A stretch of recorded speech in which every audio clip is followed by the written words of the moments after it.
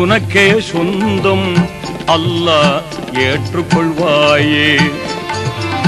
எல்லா புகழும் உனக்கே சொந்தம் அல்லாஹ் ஏற்றுக்கொள்வாயே. நல்லார் நெஞ்சில் என்றும் வாழும் வல்லமையாளனும் நீயே.